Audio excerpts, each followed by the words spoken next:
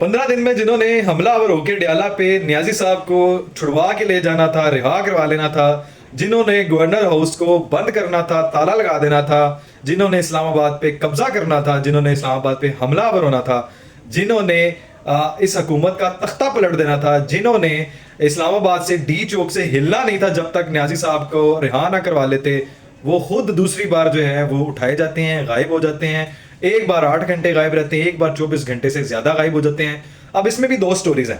ये वो बड़का मार वजीर आला है बेचारे, जिनको काम के लिए तो कोई फुर्सत नहीं है, काम कर दें सूबे में, कोई तरक्याती मंसूबे बना लें, कोई काम करवा लें, लेकिन उनके पास इतना वाफर वक्त है कि वो बड़के मारें, धमकियां लगाएं, दो रियासत पर हमलावर होने की जो है ना वो राग लापें, लेकिन काम कोई नहीं करना। और अच्छा, वो जो जुगते मारते हैं, वो जो बड़के मारते हैं, वो जो उनकी बड़के हैं, धूस धड़ाक जो है वो घड़क करके गिर जाती हैं चीज़ें, वो ये सिर्फ बड़के हैं और वो सिर्फ और सिर्फ अपने कारकुनान को बेवकूफ़ बनाने में कामयाब होते हैं। उनको सिर्फ उभारने में, उनको सिर्फ जो है वो प्रोवोक करने में, इंस्टिगेट करने में कामयाब ज़रूर होते हैं, लेकिन ऐसे नाअहल नैले नकम्मे और आगे कल्ट अंधे लोग हैं जो अभी तक नहीं समझ पाए। हाँ, कल की एक एपिसोड के बाद जब ये जनाब गायब हुए, आप दो इसमें इंफॉर्मेशन है कि जनाब जो है वो 6 बजे के करीब ही वो भाग गए थे, पेशावर में मौजूद थे, और दूसरी ये है कि जनाब जिनके बारे में इन्होंने जबरी गुमशुदगी का ट्रेंड चलवाया हुआ था, जिनके बारे में मिसिंग पर्सन का, जिनके लिए ये जिसकी तरफ ये इशारा कर रहे थे, ये उनके पास थे। तो आप देखें कितना शाबाशी बच्चा है, कितना जनाब आशीर्वाद के साथ चलता है, कितना फैसिलिटेटर है कि दोनों को मान लिया जाए। तो आप इसमें ये अंदाजा करें कि एक बंदा जो लाभ लाने का जो है वो जनाब वो बर्पा करने का, माहौल को गर्म रखने का और कोई ना कोई शोशा छोड़ने में जो है वो आगे बढ़ने में, लेकिन वो जैसे ही असम्बली पहुंचता है तो कहता हमारे सीने हाजिर हैं, हम जान दे देंगे, गुलामी कबूल नहीं करेंगे, और वहां पे मासूम सा शरीफ बच्चा बन के उनकी बातों में हाँ मिला रहा होता है। खान साहब को भी चे बना रहा है, पूरी कौमे यूथ हाले इमरान को भी बेचारा चे बना रहा है, और वो सिर्फ बड़कों में कामयाब होता है। और जब ये केपी असम्बली से बरामद हुआ है जो, तो इसको जो लोग मिल रहे हैं, भाई हज करके आए वो, और उसका जरा आप उसकी जवाब सुने कि जनाब मैं कलमा पढ़ के, मेरे पास 1 रुपया नहीं था, मैं 12 इजला क्रॉस करके हूँ। भाई तू चाइना से आया? नहीं, बरास्ता अफगानिस्तान होता है। नहीं, कहाँ से आए हो तुम? ईरान अफगानिस्तान के चक्कर लगा के 12 जिले उनके करके आए हो कवर।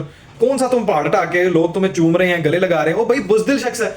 इसकी तो मिसाल वही है जैसे हमने वो जो इंडिया का जो पायलट था वो अभिनंदन, उसको पकड़ा और उधर जाके वो इंडिया जब वापस गया, और जिसको हमने यहाँ पे लोगों ने जूते मारे थे, उसको जो है वो आर्मी ने और एयरफोर्स ने जो है उसको दांत खट्टे किए, उसको कुत्ते की तरह जलील किया और उसका जहाज को उड़ा दिया और उसको गिरफ्तार किया। वो वहां गया तो उन जाहिलों बेवकूफों ने उसको जो है ना अवार्ड से नवाज दिया। यहाँ पे जनाब अभिनंदन के साथ जो हुआ वही जनाब गंडापुर साहब के साथ हो रहा है कि अकल के अंधो वो तुम्हें बेवकूफ बनाता है, एम को वो तुम्हें सिर्फ बड़के मारता है, ऐसी ऐसी फजूल वाहियात बातें करता है, सिर्फ आप लोगों को जो है नारेबाजी करता है, आपको सिर्फ उभारता है, और आप जाते हैं तो ऐसे जैसे वो कोई किला फतह करके है, वो कोई जंग जीत के है, और वो तो भगोड़ा है। तुम लोग जो है ट्विटर पे ट्रेंड चलाते रहे और वो जो है वो सिर्फ वहां आता है और गायब हो जाता है। भाई खुदारा ये समझ लो। हाँ, ये एक चीज, ये कल के एपिसोड के बाद बहुत से यूथियाज इमरान जो हैं भाई, वो जनाब कुछ समझने में कामयाब हुए। इनके जो इनकलाबी शायर है पीटीआई के अहमद फराज साहब, उनकी भी जो स्पेस में, इनके पर्सनल स्पेस में जो उनकी कुत्तम कुत्ता हुई है और जो उनकी फैमिली को, जो उनको गालम गलोच की, उसके बाद उनको भी थोड़ी अकल आई है। और बहुत से दूसरे जो है वो कौमे यूथ के इमरान के लोग जो हैं वो कल से इनसे जो है ना वो गालम गलोच कर रहे हैं पीटीआई की लीडरशिप को कि ये लाहौर में भी नाकाम हुए हैं निकलने में, इनके अपने जो ऑडियो क्लिप्स हुए हैं। अच्छा, उस दौरान एक और बड़ी मजे की एपिसोड ये है कि जनाब ये लाएंगे इनकलाब जो चॉकलेट के कंटेनर्स जो है वो चोरी कर लेते हैं, वहां पे इनके हाथ जो लगता है वो ले जाते हैं। लेकिन एक तरफ सीरियस बात ये है कि अगर दोनों बातें माननी जाए कि इस्लामाबाद की पुलिस जो है वो 4 जो है ना रेड्स करती है, वो आपकी नाक के नीचे से गायब हो जाता है। आपको कोई अकल नहीं है, आपकी कोई इंटेलिजेंस नहीं है, आपके पास कोई स्ट्रेटेजी नहीं है उसको गिरफ्तार करने की, आपको हिरासत में लेने, पहले जो अफवाहें फैलाई हैं हिरासत में ले लिया, गिरफ्तार कर लिया। और भाई तुम्हारे पास गोल्डन चांस था, उसने सारी हदें क्रॉस की हैं, उसने जो तोड़फोड़ करवाई है उसका तो डायरेक्ट नाम है उसमें, आपके पास तो एक गोल्डन चांस है। ये खुद भी सारे साथ एक ही पेज पे हैं, फैसिलिटेटर भी खुद हैं, रियासत बदतरीन जो है ना वो शिकार है अपनी नाकामी में, और उसमें कोई इनका इख्तियार नजर नहीं आता। अगला बंदा आता है और वो जो है ना बड़के मारता है, वो आप पे धावा बोलता है, निकल जाता है तो वो घोड़ा डरपोक है, जाके असम्बली में जो है ना वो सीने हाजिर कर देता है। ये मतलब मैदान जंग में सामने खड़े हो ना भाई, वहां पे तुमने कारकुनान को, उन बेचारों को जो सिर्फ अंधों की तरह जो है ना आपके पीछे लग के आ जाते हैं, और वो भी कुछ जो खड़े होते हैं बाकी भाग जाते हैं। खैर, आपकी जो ट्विटर ट्रेंड चल रहा होता है, आपका जो सिर्फ वीडियोस पे काम चल रहे होते हैं डांट के मार के, उस सारी में लीडरशिप कहाँ है भाई आपकी? ना इस्लामाबाद नजर आई, ना लाहौर में नजर आई। वो अभी भी आंखें खोल लो। और ये हुकूमत के लिए ये अलार्मिंग बात है कि आप जो है वो ख्वाब खरगोश के मजे ले रहे हैं, आपको हुकूमत की रिट की कोई भी नहीं परवाह। रियासत के ऊपर जो है शानदाना गुलजार का मैसेज सुने, जिसने यही कहा था पाकिस्तान खान नहीं तो पाकिस्तान नहीं, और जनाब उसका आपने वीडियो पे काम सुना है, आपके कुछ जूं रिंगी है सर पे, कोई असर पड़ा है आपके ऊपर? अभी भी आपको कोई गिरफ्तार करने में, इनके खिलाफ कार्रवाई करने में, आर्टिकल 6 लगाने में, लाने बगावत के सिलसिले में इन पे मुकदमा दर्ज करने में, इनको कड़ी से कड़ी सजा दिलाने में अभी भी आपको कोई चीज चाहिए? आप रियासत खुद नाकाम है, रियासत खुद ही नहीं चाहती, वो इनको खुलेआम छोड़ना चाहती है। बात सिर्फ इतनी है कि आप ऐसे लोगों को मीडिया, सोशल मीडिया कवरेज करने से रोकें।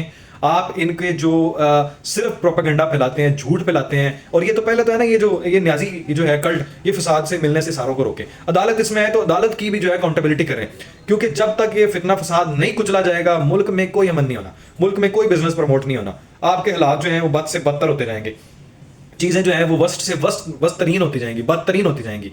इनको औलाद में ना, ये जो है ना इनकी बड़कें, इसको एक ही बात है, इनके जो फसादी टोला मिलने जाता है, ये तो पहले डियाला का जो रास्ता है ना वो बंद करें। ये जो आए दिन जो है वो यूट्यूबर जो है वो जाके इसका पैगाम पहुंचाते हैं, कौम में जो है गलत फहमियाँ, गंदगी फैलाते हैं, जो उसके बकवासात, वाहियात और जो झूठा बकवासात हैं जिसके ऊपर इनके ट्रेंड्स बनते हैं, पहले तो वो बंद करें ना, तब जाके कोई अमन सुकून जो है ना वो कायम करने में आप कामयाब होंगे। दूसरी तरफ आए जरा, कराची का जो हमला है उसकी हम शदीद मजम्मत करते हैं, लेकिन खाली मजम्मत से काम नहीं होना। आपके सामने सारे BLA के दहशतगर्द हैं, आपके सामने पंजाबियों को कत्ल करने वाला, पाकिस्तानियों को कत्ल करने वाला वाकया हुआ है, आपके सामने आर्मी बेसिस पे हमला करने वाले BLA और ये इसके महारंगबाज बलोच है, और इस तरह के जो सारे लिबरेशन वाले जो आर्मी वाले हैं, ये जो इन्होंने अपनी एक स्टेट विद इन स्टेट बनाई हुई है, इनको आप क्यों नहीं मारते? इनको आप क्यों नहीं, ख्वारजों को क्यों नहीं जहन्नुम वासल करते?